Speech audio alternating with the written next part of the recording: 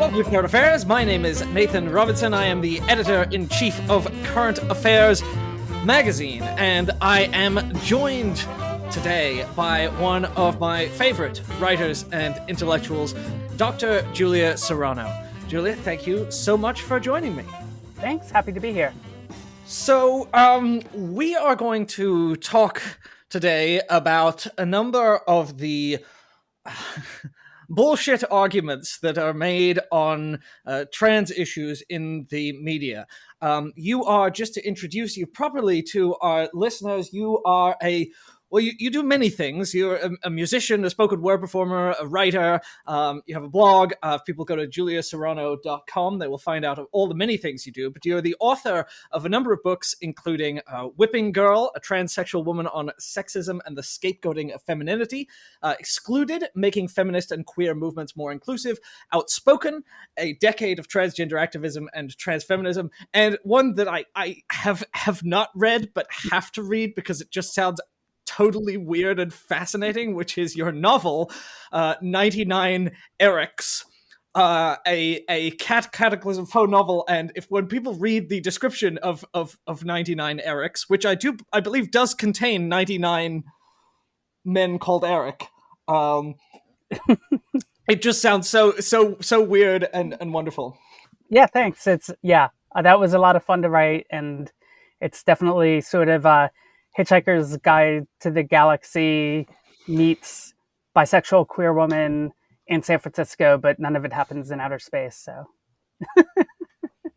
what more could you want than this? But you and I should also mention, and it's funny that this is. You do so many things that this comes also at the bottom of your resume, which is that you are also a biologist. You have a PhD in biochemistry and molecular biophysics from Columbia, and spent 17 years researching genetics and developmental and evolutionary biology, which is an impressive thing to sort of have as a side note in your writing. And I cite this a lot, though, because I cite your writing quite a lot, because I've written a number of articles, because one of my kind of specialty is responding to bullshit conservative arguments.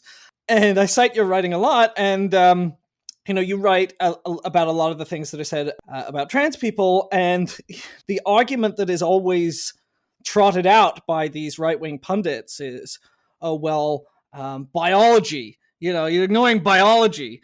And I always cite you because I just think it's so funny, because it's like, who could tell you something about biology? Does this drive you up the wall? Yeah, pretty much.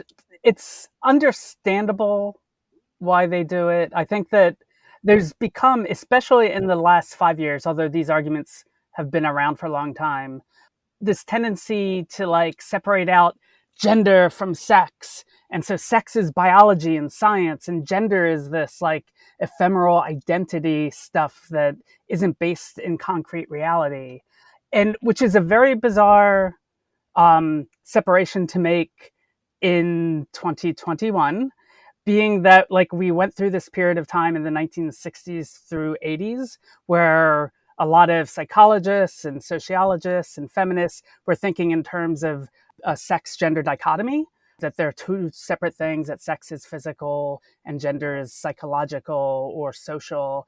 And basically all those fields have decided that actually that's all crap, that it's a lot more complicated and you can't just pull those things apart. But I think what's happened is because a lot of the anti-discrimination policies protecting trans people are written with the language of protecting gender identity or gender expression, it becomes this convenient go-to to say, oh, well, actually we're concerned about sex, which is different from gender. So there's a little bit of a hand wave there. But then again, it's sex and the biology of sex is way more complicated than any of these anti-trans activists are willing to admit. Well, and I think this is probably one of the reasons why they are so successful in the discourse, is because it's really easy to succeed when your point is simple, and a lot harder when your point is complex. So, when you watch someone like Ben Shapiro confronting a college student and going like, well, if I say I'm a moose, does that make me a moose, and therefore, biology's reality? My answer is no. I'm not going to modify basic biology because it threatens your subjective sense of what you are. For all of human history, boy meant boy and girl meant girl. Boy did not mean girl. And if I call you a moose, are you suddenly a moose? Okay, if I redefine our terms. There is a very simple logic to what he says, and when reality is complicated, coming back at it it's like it takes 10 seconds to say something that is wrong but simple, and then it takes 2 minutes to explain something that. But when you encounter someone who begins with that, that really simplistic, they've swallowed the right-wing talking points, they're like, chromosomes, there are men and there are women. What is the first thing you say to them to like begin to unpack or disentangle them and get them out of this? So I do two things generally. One that I started doing a couple years ago that I find is a very useful analogy for people who at least have some science background is I'll bring up gravity. So gravity seems really simple. If I drop my keys, they fall to the ground, right? It's really simple. We'd all agree with that, like common sense knowledge. But if you actually study gravity and you get very into the weeds of it, you wind up with Einstein's theory of relativity, which has some non-obvious realities to them, such as, the fact that light bends when it encounters gravity, or that upon encountering a black hole, that time slows down. That sounds weird, but it's reality. And you only get there by looking a little bit further than the surface. So a lot of times I find that analogy will open people up to the idea that, well, maybe there's a little bit more to this biological sex thing than meets the eye. And so if people are open to listening to more, one of the things I'll talk about is something very commonly accepted in biology nowadays is that all traits, or pretty much every single trait, is a complex trait, which means that they each have many, many different inputs. Some of them biological, but some may be environmental. And there's also a lot of random chance in biology, right? And all of that stuff comes together to create a spectrum of outcomes. So take height, for example. Height is a really good example because we all understand it. And if you look at height, there's not like a male height and a female height, right? Even though it is a sexually dimorphic trait, what you get these bell curves. And it's because there are all these factors that go into it. There's like over 100 genes that are known to have at least some impact on height. So you get these overlapping bell curves, such that even though there is a biological component to like gender differences in height, we wouldn't be surprised if we were to see a tall woman standing next to a shorter man. Like we see that every day. So there can be sex differences at the same time that they're complex traits, and so there's a lot of overlapping bell curves. If you just apply that not only to every single physical trait between the sexes, but also if you take into consideration gender identity and gender expression and sexual orientation. These are all concepts that trans people did not invent. These are invented by researchers in the late 20th century to describe different aspects of people that may not all align in the same person. And if you also take, for example, physical traits, there are a lot of different physical traits. There's chromosomes, and there's hormones, and there's reproductive systems. And every single one of these has a certain amount of overlapping bell curves. And so if you accept that, then it becomes really easy to not just accept trans people, but also people who vary in their sexual orientations, people who vary in their gender expression, which is whether you express yourself in a feminine or masculine manner. And so this becomes really obvious if we understand just biological diversity. But you're right in that the people who like to think of themselves as fact over feelings, I have the gotcha line in the debate. It seems easy for them to just say, well, it's obvious, like there's males and females, and that's that. The first thing you have to do, really, it seems to me, is not even counter the arguments, but get people to be willing enough to listen and think for a minute, because it seems like with someone like Ben Shapiro, I have to think, well, where would I begin with that guy to try and sort him out, to set him straight, right? And, one of the places, Natalie Wynn, ContraPoints, has this wonderful video about Ben Shapiro where she talks about, well, the first thing you need to understand is that when we're talking about men and women, we're often talking as much about language as we're talking about features of the real world. We're talking about labels. We're talking about categories. We're talking about what terms we use to describe different things. I think that's really, really helpful. But the other thing is, I feel like there are a lot of people who are very, very convinced that they know everything that they need to know, because they've heard the word chromosomes, and they know that there are chromosomes, and they know that there's two categories of people, and you put people in the two categories of people, and that's all you need to know. And how can it be more complicated than that? Yeah. And I mean, I think a lot of what is going on is, like, we're taught from a very early age, like, we don't come out of the womb seeing two different genders. That's something we learn. We learn it as young kids, and there's lots of research into how children learn to understand gender, and their understanding of gender is very different from adults. It starts out being very flexible. So even once young children understand that there are girls and boys, they will still sometimes think it's possible, like, for a girl to become a boy or a boy to become a girl, which is why a lot of times young people are sometimes more accepting of trans people than people who are older. And so there are all these different stages that have been chronicled. The last one that a lot of the early psychologists who studied this considered to be the most mature or sophisticated stage was called gender constancy. And it's the idea that there are only two sexes, and if you're born a boy, you'll always be a boy or a man, and if you're born a girl, you'll always be a girl or a woman. This is an idea that we've each been taught. Maybe nowadays not all kids are being taught that, and they will probably have a slightly different understanding of gender than some of us who came up in past eras here, at least here in the US, here in the West. So these are things that we're taught, and it kind of makes it really difficult, because you have to get past the point that people perceive a world where there are men and women, but haven't really investigated that. So I feel like a lot of people who are, like, pointing to biology are doing so to try to justify the fact that when they look at the world, they see women and men. Although, as any trans person or even gender non-conforming people can tell you, that a lot of times people look onto the world and they will call you, they'll see you as a man, but that's not how you identify, or they'll see you as a woman and that's not how you identify. But I think a lot of the appeals to biology, some of them are motivated reasoning, in that they're opposed to trans people and they will just use any argument they can find in their toolbox. Yes. To do that. But for a lot of people, I think it comes from a place of, well, I look on the world, I see women and men, and you're telling me that's not true. So that is sometimes a little bit difficult to get over.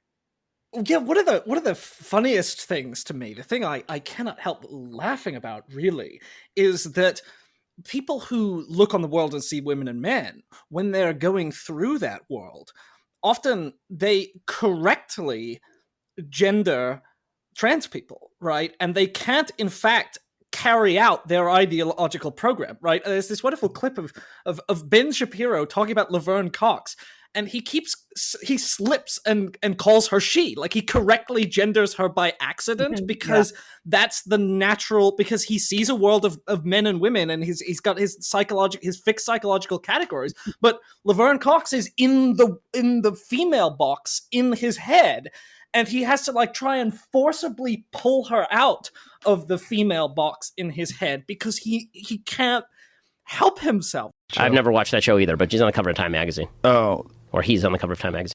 A lot of these people can't actually carry out what they, I mean, because as you've mentioned in your writing, we don't see people's chromosomes. People suddenly say, oh, this is the end all be all. But that's not, in fact, how the classifications operate socially. Yeah, exactly. One thing that, and I've written some about this and have more coming out. One of the things that really struck me during my transition, a lot of trans people have shared similar stories like this, is it's really amazing transitioning, or at least let me speak in I statements. In my transition, one of the most startling things that I totally did not expect was how entrenched people who knew me before I transitioned were in like me being a he, him, versus after I transitioned and people started reading me as female, I would get like the reverse situation where people, upon finding out I was trans, were like shocked. They were just as shocked to find out that I was trans as a woman as people who knew me as male were shocked when I came out to them as trans. And so it's very weird to be in a world where like people just accept me as like she, her, and nobody thinks about it. But then I'll still have maybe like people from my past who I don't see all that often who slip up and call me the wrong pronouns. And I think this is exactly what you're saying. I think we have like these boxes, or I sometimes describe them as filing cabinets, not like literal spaces in our brain, but basically we organize people, or we're taught to organize people according to like put them in the man box or the woman box. And it creates difficulty for all of us, including myself. I think most trans people would say the same thing, that once you learn more about gender, about trans people's experiences, when you learn about non-binary people, there are these like hurdles or obstacles you have to get over to like, okay, well, I have to think about the world in a slightly different way to accommodate people who exist, who I grew up in a world where I didn't know they exist. And I think all of us do it to some degree, even if it's not trans, almost all of us grow up in a very straight world where we just think that there's men and women and husbands and wives, and those are the only relationships. And then as you get older, it's like, no, actually there are same-sex relationships. And that's a hurdle that a lot of us get over at a certain point in time where it's like, oh, okay, there's more diversity here. And so it's not any different with trans people. It's just that as a society, most of society has moved on, not all, obviously. Like, I don't think that, I don't know specifically what Ben Shapiro's actual status is on same-sex relationships, but I think most people have like accepted that, and trans is a new thing to them, even though trans people have been around forever. So there's this wretched, rancid new book by an editor of The Economist, Helen Joyce, called "Trans When Ideology Meets Reality," which I'm sure you've seen. It is blurbed by Richard Dawkins, biologist, who says it's frighteningly necessary, thoroughly researched, passionate, and very brave. And one of the disturbing things is that obviously it got reviewed very favorably in the right-wing press, but also a positive review in the New York Times. The Guardian was sort of relatively positive on it. The Guardian has had a controversy recently over publishing some transphobic stuff because British people are all TERFs. But I wanted to go through a couple of things she said, because when I opened this up in preparation for this interview, just to see some of the stuff, and it's a really, really aggressive manifesto that a thing called gender identity ideology has been taking over. But she says underlying my objections to gender self-identification is a scientific fact. Biological sex has an objective basis lacked by other socially salient categories like race and nationality. Sexual dimorphism, the two sexes, male and female, first appeared on Earth 1.2 billion years ago. Mammals, animals that grow their young inside them rather than laying eggs. I think she forgot that platypuses exist, date back 210 million years. No mammal has ever changed sex. But maybe you could start by kind of responding to that as a biologist. Sure, yeah. Well, first, I want to say that I've gone through parts of her book. I as much as I didn't want to do it, a couple months ago, I went through all the more recent anti-trans books, including Kathleen Stock has one, and what's the other one? Abigail Schreier, yeah. Schreier. Yes, I know that you've reviewed that one. I know. But there are several others too, like Deborah So, who always has like a lot of anti-trans talking points, has one. Yeah. So I went through them all, just kind of, I didn't read all of it. I read parts of it, but like skimmed over. Sometimes I get like angry comments. Sometimes it's like, well, you didn't read the book. It's like, yeah, but it's like, for instance, I'm a biologist. And are you going to tell me if somebody's like writes a book that's wrong about evolution that I'm not allowed to comment on it unless I read the whole book? Like, I think that, I can digest people's comments, that someone's been writing about trans people, trans issues, and biology for a large chunk of my life. So I went through them all, so I haven't like read every single aspect of them, but I want to start out by saying that while they each have their own particular angle, they all go through all the same talking points that are the ones that those of us who are familiar with anti-trans or trans skeptical media articles are familiar with. Like they all touch on, detransition and social contagion / rapid onset gender dysphoria and desistance and autogynephilia. And they go through this whole like basically they're just like the 10 anti-trans box you tick, and they never provide the other side of the argument. None of them, like every single one of them, they don't provide the other side of the argument. And it's really easy to make just like a one-sided argument. In a lot of my online stuff critiquing the recent anti-trans backlash, I try to present both sides while explaining why I favor one. And there's sometimes a reality to some of these arguments, like there are people who detransition, but the reality is more complex than they're willing to concede.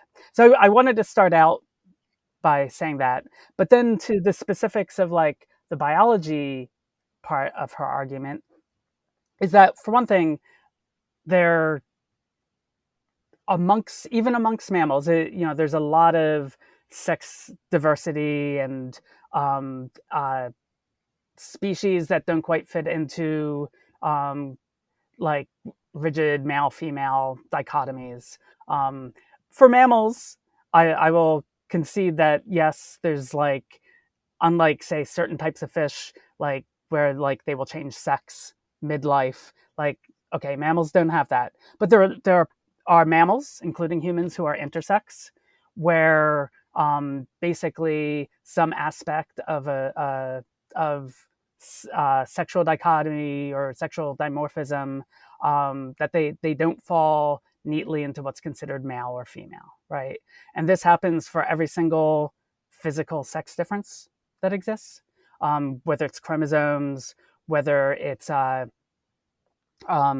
hormones and secondary sex characteristics, whether it's reproductive organs. So it sounds like she's not considering that at all, right? And that falls under my complex traits, bell curve, humans are diverse argument. So it seems like she's kind of appealing to like biology as this static truth that trans people fall outside of, but actually we fall within the parameters of biology as seen for mammals, because if she wants to only talk about physical traits, then there's sexual orientation, there's gender expression, and gender identity. We can't ask animals how they identify, but in all species of mammals, Not yet. there are same-sex pairings. What? Oh yeah, not yet. Maybe someday. Yeah.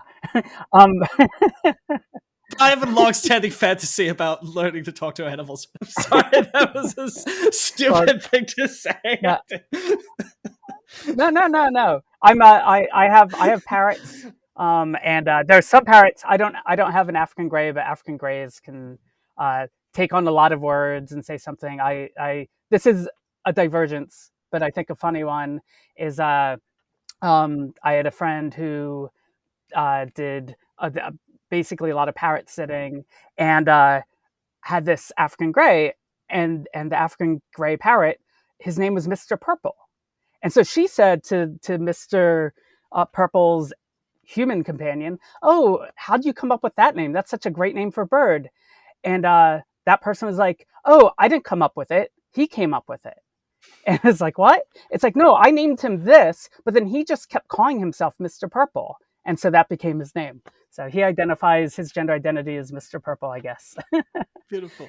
But yeah. So anyway, but mammals display diversity of attraction. Same-sex attraction is found in every mammal that I think it's been closely examined in, as is kind of whatever a combination of gender identity or gender expression is, where like a male of the species will behave like the females do and a female behaves like the males do.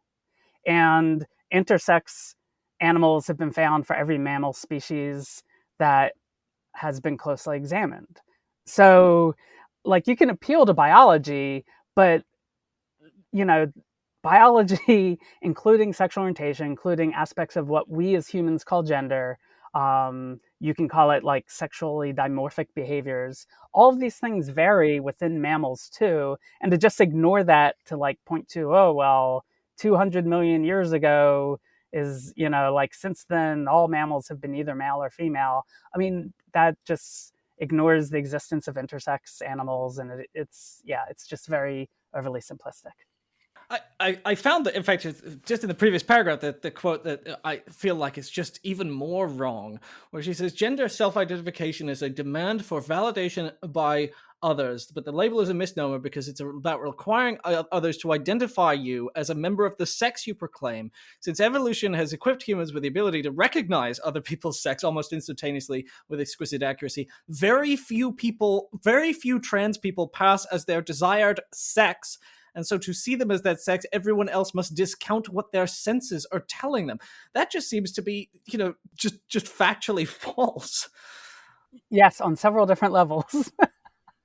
Yeah, I mean, you can tell all the people in my life who meet me and just like they read me as female and assume I'm female. Like that's a lot of trans people's experiences. And sure, there is an issue that like some people, depending upon when you transition, depending upon like just the randomness of other physical features, there are some trans people who don't pass. To say that most trans people don't pass, that is a big jump right there. Kind of implies that she doesn't really know that many actual trans people. But then there's a point that you brought up in there just before then. I'm trying to the idea that like seeing the sexes, like being biologically programmed to see the sexes differently. I mean, that's like there's a large body of psychological and social research into how children learn to see differences between the sexes. And it's like pretty well established that it's a learning process, that we learn to do it. That's not to say that there isn't a biological aspect to the differences, but we most certainly learn to do it. And we learn to do it differently than other groups of humans. For example, a lot of human cultures, including indigenous American cultures, they had third and fourth genders. There are other cultures who they basically have third or fourth genders that are kind of acknowledged in society, and people see them as a separate gender from male and female, because learning that's a learned process. And so different cultures might interpret gender diversity differently. It's kind of ironic or funny that she says that it's so easy to identify biological sex, but then I also see that these guys complaining half the time that they're all worried that they're going to use the wrong pronouns because they have no idea what people are anymore, because they don't know how to, because everything is confusing. Anyone could be anything, and you're like, well, clearly you don't. Yeah. It's just in this world of mystery because you don't know anything about what people are. It's just false. A lot of those people, by those people I mean like people who have kind of like negative attitudes towards trans people, they also often express concerns about being deceived by trans people. That and that's long been out there. as a meme in like the media, like, oh, well, she isn't really a she, right? And like people freaking out over finding out that the person they're attracted to is trans. And it's like, yeah, that kind of goes against this whole idea. And the other thing is that I just want to add in here is that and this is something that blows my mind, that these people who keep pointing to chromosomes and reproductive organs and everything, we don't see any of that. Now, the physical differences that we see between women and men are largely because they're largely considered secondary sex characteristics. So like muscle fat distribution and like, breasts or facial hair. Like these are things that are brought on by hormones, which are the things that trans people often take when they transition. And, so it's just, I, I don't know how much of it with any given anti-trans writer, how much of it is just motivated reasoning, how much of it is cluelessness, like not actually being at all familiar with trans people. But yeah, there's a lot of problems in that passage. There does seem to be, this seems consistent, is there does seem to be, I don't know how, I mean, they must go through their lives. And when I say they, I mean, everyone from J.K. Rowling to Ben Shapiro to Jordan Peterson to Helen Joyce to Deborah So to Abigail Schreier. I mean, they must go through their lives trying to avoid having serious conversations with trans people, because the only way that you could come up with this idea that there is a denial of biology, this is so strange, because you mentioned hormones, and I think one of the things I've seen some writers say before, it's like, of all the people who deny human biology, trans people are not in that group. Nobody thinks about biology more. Nobody has better understandings of what causes the body to be the way it is, and the effect of our chemical makeup on our inner selves. Like, nobody thinks about that more. Like, there's not a single biological fact that is being in any way denied. Yeah. I mean, it's also like really fascinating that, like, I think trans people, I would love to be at a point that I'd hoped we would be at by now, but obviously we've taken this kind of like backlash turn that has not been very fun. I've done this in my writings, and will continue to do this in my writings. I think trans people provide a lot of insight for everyday people about gender. Like, people will debate about differences between the sexes. It's like, well, like, trans people have written about our experiences with, say, hormonally transitioning, and the answer is that, yeah, there are very real differences. They're not discrete differences, like, and different people may have slightly different experiences. Once again, where these are overlapping bell curves, but we have experiences, like, in as much as possible with, like, being members of both the male and female persuasions, and that relates to both physical stuff but also like social stuff, which I feel that there's just, like, trans people, we have very interesting experiences having moved through the world as male, moving through the world as female, and having and in some cases moving through the world as non-binary, but being read different ways, and experiencing very real double standards. A lot of the anti-trans people, like, purport to being like feminists. I'm not going to say they aren't feminists, although their feminism seems a bit off to me. But it's like we can talk at great length about, like, how sexist double standards are very real things. Like, if you would stop fighting us. But I think that for a lot of these, and there are a lot of feminists who are interested in that, and who kind of appreciate trans people's insights and perspectives into these issues.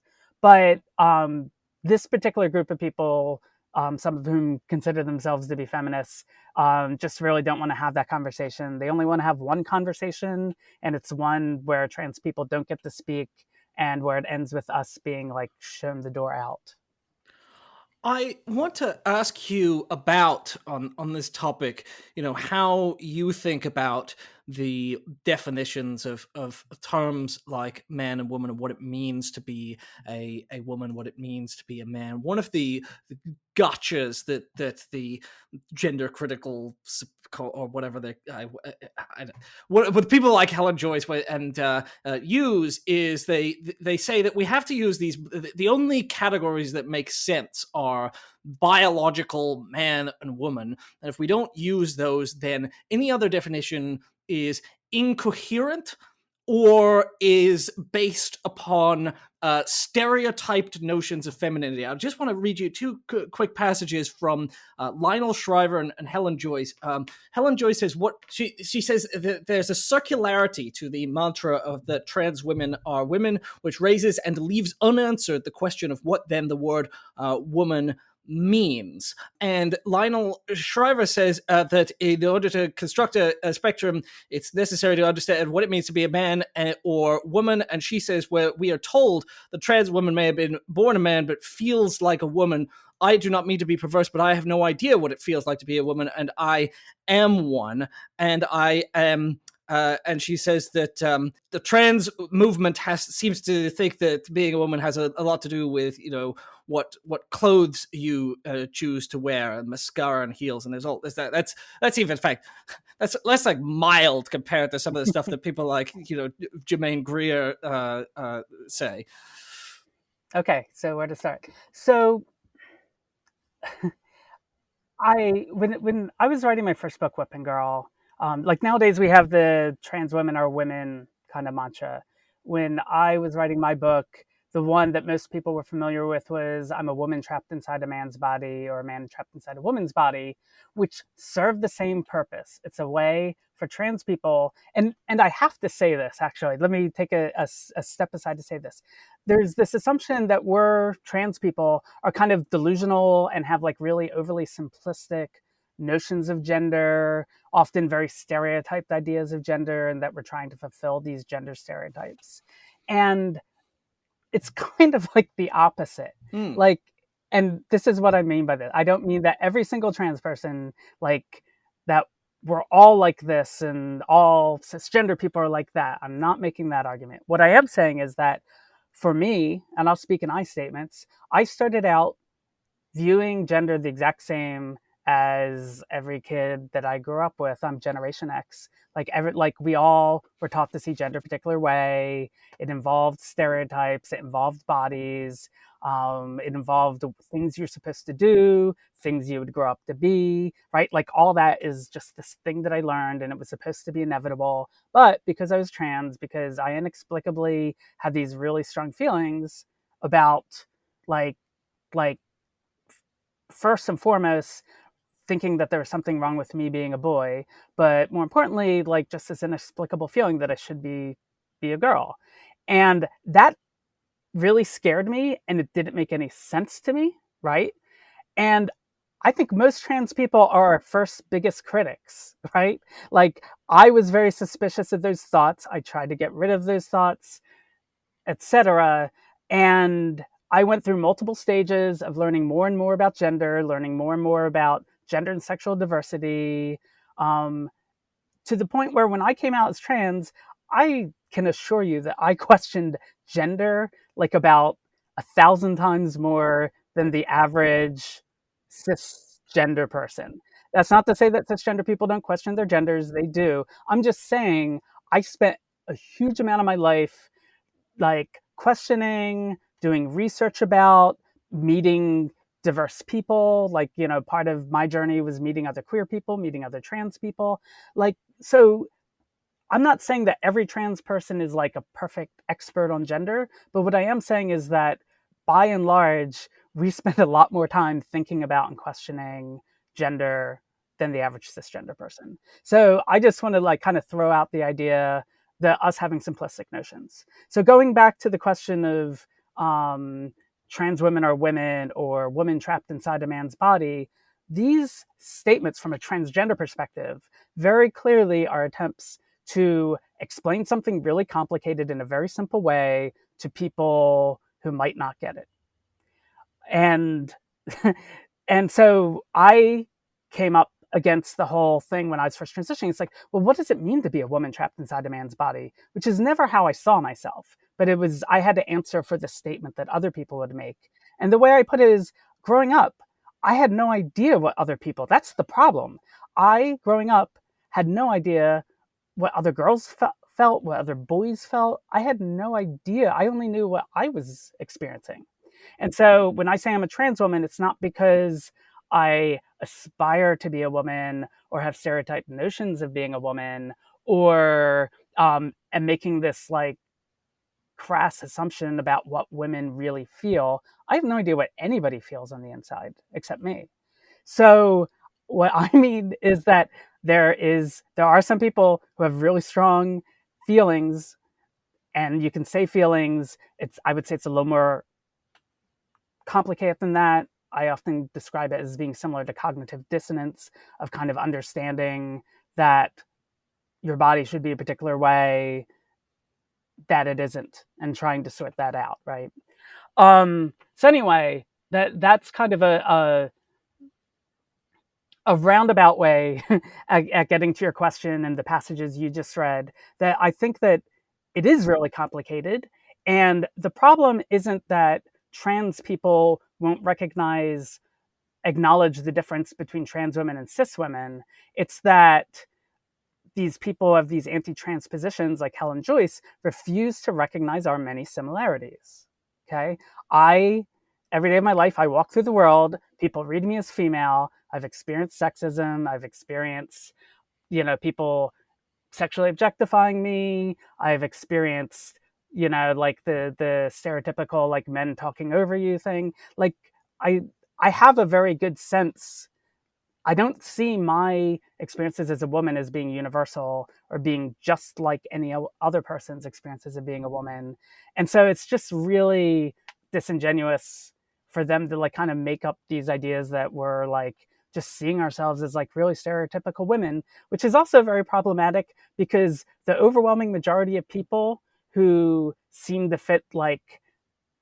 be living up to stereotypical ideals of manhood or womanhood are cisgender people. There are a lot of cisgender people who seem really invested in Right.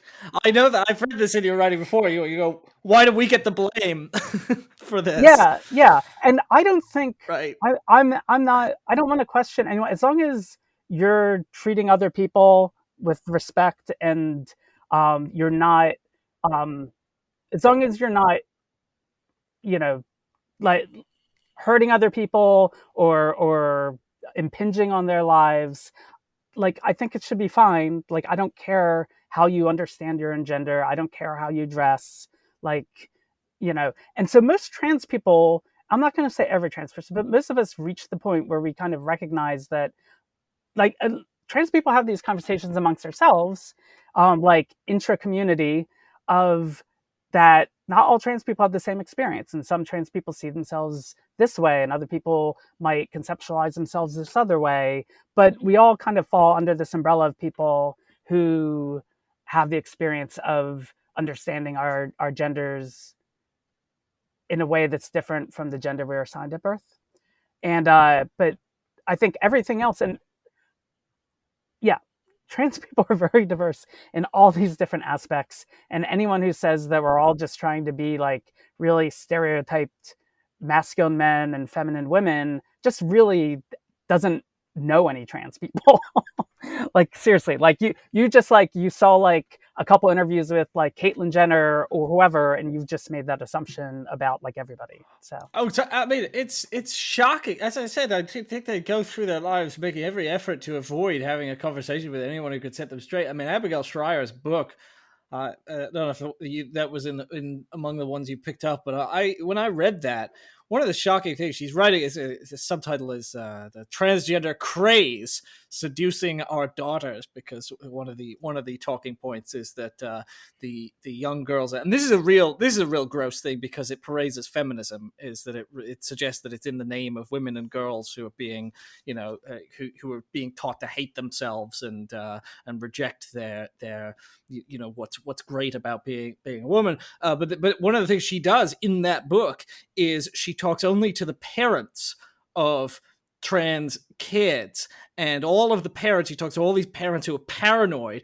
and they're going, oh, my daughter, she doesn't want to be a girl anymore, it's so tragic, I had to take her out of school and move her across the state and inflict all this horror. These parents also often sound like awful people, and you're like, well, maybe if you talk to the child would give you a different story. But there's this deliberate exclusion of anyone who could provide a counterpoint. And I notice with your writing, you go through and you write long blog posts meticulously, full of data, full of facts, responding to every fucking talking point. And I never see them respond. I never see them even acknowledge that you've done this or that you exist. Yeah. I mean, I'm pretty sure I'm not cited in any of those books. The only person who cited me of those books that I saw was Kathleen Stock, who attributed the popularity of gender identity to my book Whipping Girl, which gender identity, it had been around since the 1950s. When I transitioned, the official diagnosis for being trans was called gender identity disorder. And in my book, I purposefully talk about the importance of sex. Literally, that's in Whipping Girl. It's why I refer to myself as a transsexual woman in it rather than a transgender woman.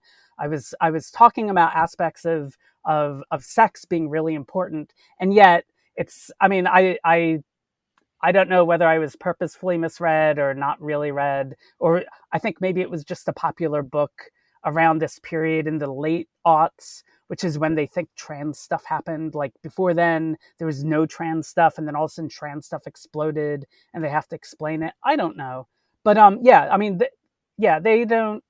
they tend, as you said in the very beginning, they want to have the debate gotcha lines, and they love those, but they don't want to actually engage with realities and counterfactual data that doesn't support their thesis.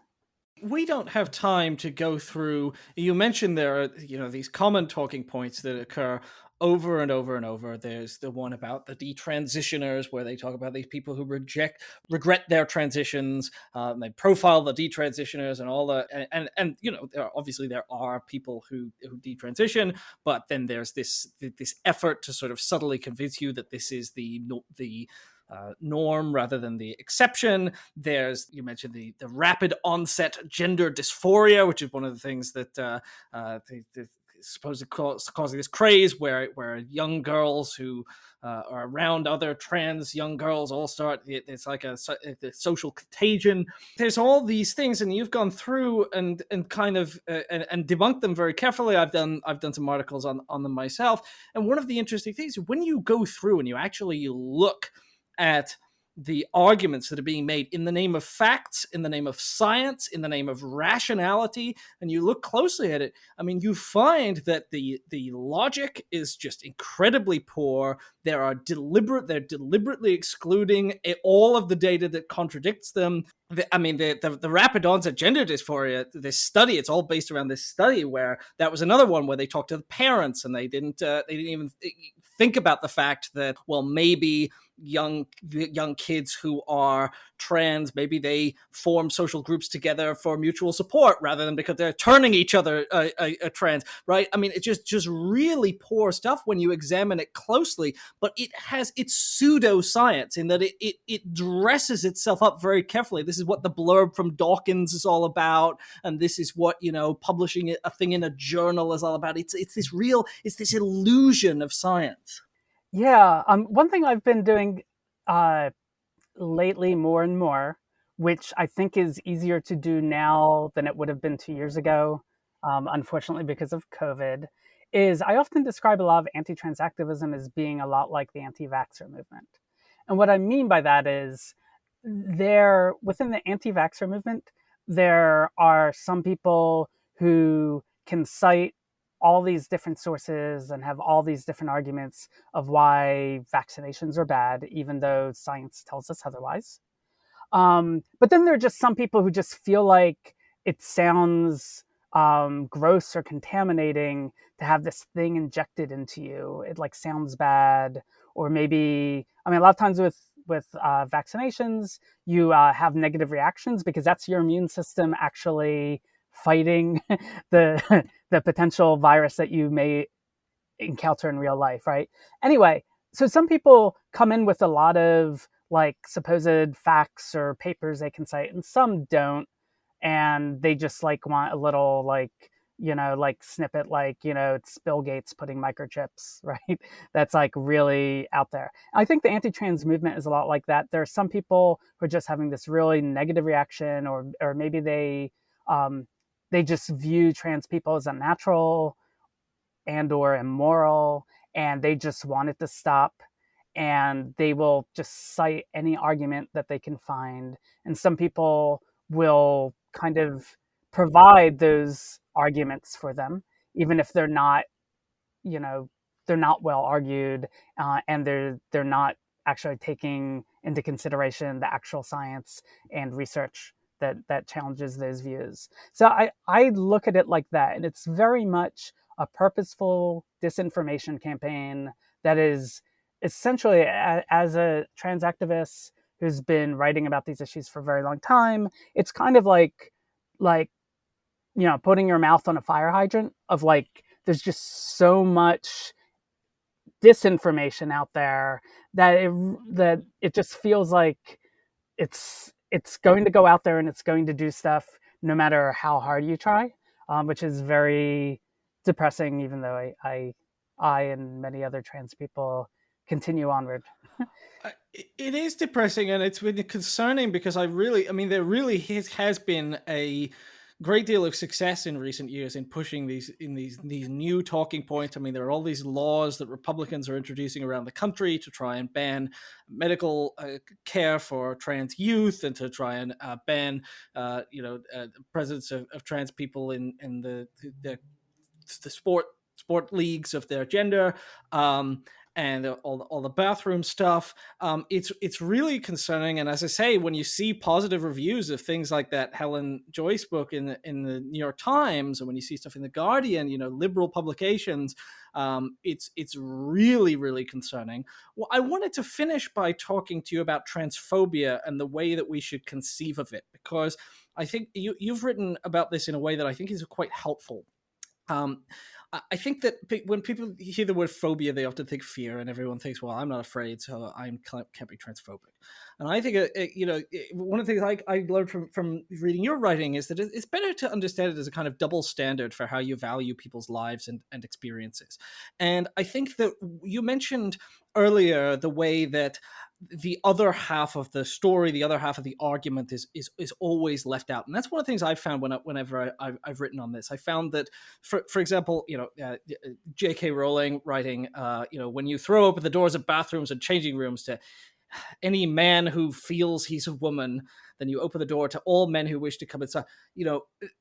This I care that, suggesting that she cares a lot about the safety of cis women in bathrooms, but not about the safety of trans women who are forced to use the bathroom opposite that of their gender and who are at much greater risk. And the same with the medical care debate, where we had a trans writer talking about her experiences with the NHS in England, where there's this big famous case where a woman was supposedly pressured into transition by the NHS. So there was a big legal case, and this is one of the big cases that is cited as examples of people being pressured into medical care. But the writer who wrote for us said actually her experience was that she couldn't get care, that she was being discouraged at every stage. And so there's this leaving out of all of the trans people who are seeking care, and then have all these gates, set up, all these barriers set up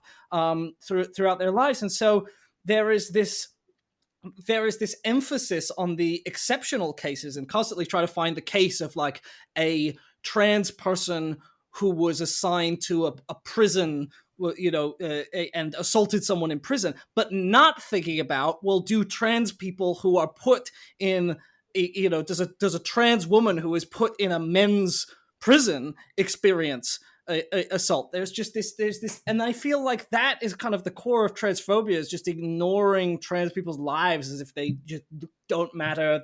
Everything they say can be discounted. Yeah.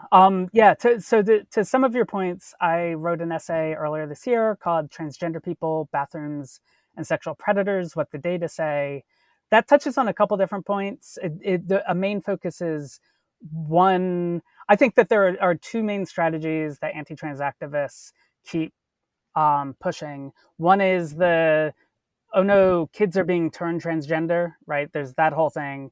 And then the other one is trans people supposedly being a potential threat, sexual predators in bathrooms. There's a BBC article, a horrible BBC article 2 weeks ago suggesting that trans women are pressuring lesbians into having sex with them. Like, this is a common point over and over again. And some of the really most extreme anti-trans activists just openly refer to like trans people as grooming children and as pedophiles with like no actual basis. So like, this is the sexual predator thing is like definitely one of the things, and that's kind of where like that J.K. Rowling quote you're talking about. And in Transgender People, Bathrooms, and Sexual Predators, What the Data Say, I actually show the couple different empirical studies that show that trans women and trans inclusive bathroom policies, actually there's no sign that that causes any harm to anybody. And not only that, but there's also other research studies showing that actually trans people face a disproportionate amount of harassment in bathrooms, even when we can go into the appropriate bathroom. A lot of times harassment there. And also like talking about the fact that there's actually there are more cis women sexual predators than there are probably trans people or transsexual predators. It's like just out of numbers. There's a certain amount of cisgender women who commit sex offenses, right? And so like, should cisgender women not be allowed in bathrooms, right? Like, so there's absolutely no evidence that like we are a threat to women and children, but that's such a classic card to play in creating the moral panics. It came up during like civil rights and segregation during the 60s and 70s. It came up in Anita Bryant against like gays and lesbians being teachers who are recruiting students. It's been used against other groups, immigrants, Jewish people. Like, it's just a standard card that you play. So I definitely wanted to address that. To get back to the other question you asked about like how to think about transphobia, I definitely agree that sometimes activist language can backfire or be misinterpreted. And what I mean by that is like anyone who has more than a passing understanding about sexism or racism understand that it's more complex than like, oh, I literally, hate women, or I can't be racist because I have a black friend, right? Like, it's more complicated than that. It's like these forms of marginalization are systemic throughout culture. Sometimes they're built into language. Sometimes they're built into like unconscious perceptions of other people or stereotypes that we project onto people. So these are complex phenomena. And so when you say, oh, that's what you did is transphobic, or J.K. Rowling is transphobic, then people like kind of make a big deal out of that. And it's very endlessly frustrating. So like one of the things I think it's useful, and this is something I've done in some of my writings, is to think about people, for one thing, to recognize that it's systemic and it's often unconscious. A lot of times within trans communities, we'll talk about cis normativity, which kind of has its origins in the term heteronormativity. And so what heteronormativity means that it's not that you hate gay, lesbian, bisexual people, but that we live in a society where being heterosexual is the norm, and that's seen as the ideal. And if people don't live up to that ideal, they're seen as inferior or defective or having some kind of failing. And so it's not that you hate them, but you look down on them, or you see them as being lesser than or less legitimate than, right? And so the idea that same-sex marriages shouldn't happen is because, well, that's like not as legitimate as my heterosexual marriage. Like that's the idea there. And so like with cisnormativity, just the idea is there's this ideal that all people should be cisgender, and therefore because of that ideal, that trans is like seen as a bad outcome. And so there are some people who are not completely trans antagonistic, where they're ideologically opposed to trans people, but they're like what I would call them trans suspicious or trans skeptical, in that they acknowledge that trans people exist. They think we should be tolerated, that we shouldn't be like, outlawed or anything. But they're very suspicious because they have a very cisnormative view of the world, that like every single thing possible should be done to make sure people don't turn out trans, without acknowledging the harm that in and of itself would do to trans people. Or they'll assume that trans people's perspectives are automatically suspect, whereas kind of like the cisgender norm is like just accepted. And so I think when you start thinking in terms of cisnormativity and people being like suspicious of trans people, even if they don't outright hate us, I think that helps explain a lot of these dynamics that are going on, because I don't have any reason to believe that Helen Joyce or people who give Helen Joyce a good review in the New York Times actually hate trans people. Maybe they don't, but they're forwarding a lot of the same talking points as people who do outright hate trans people and outright want to exclude trans people from society. And it makes a lot more sense to realize it in terms of that by saying people are anti-trans or transphobic, it's not that they're all coming from the same ideological position. It's just that things that they do have a negative impact on trans people's lives, whether they are aware of that or not. Yeah. I mean, it's like with racism, where people say, "Oh, well, I don't hate anyone." It's like, yeah, well, you don't hate anyone, but do you have the same amount of empathy for people who are of different racial groups than yourself? Do you value their lives equally and their experiences, or do you have kind of a suspicion of them? Do you shift the burden of proof onto them sort of subtly, where they have to show you that they're not a threat? And I think that's definitely the case with all of these sort of things, where this concern trolling. We're very sincerely worried about the girls, the young girls, but we're not going to talk to them. We're not going to ask the young girls what they think. Well, Dr. Serrano, thank you so much for joining me. I've wanted to talk to you for a long time. There's so much that we could talk about. There's so many bad arguments to debunk, but you've written in depth on pretty much everything, and so people can go to your website, juliaserrano.com, and they can go to your Medium, they can listen to your music, they can buy your books, and they can follow you on social media. If they want more of this, your sort of attempt to stanch the outpouring coming from the fire hose that you mentioned earlier. But thanks so much for talking to me. Yeah, thank you, Nathan. It was great. I enjoyed it.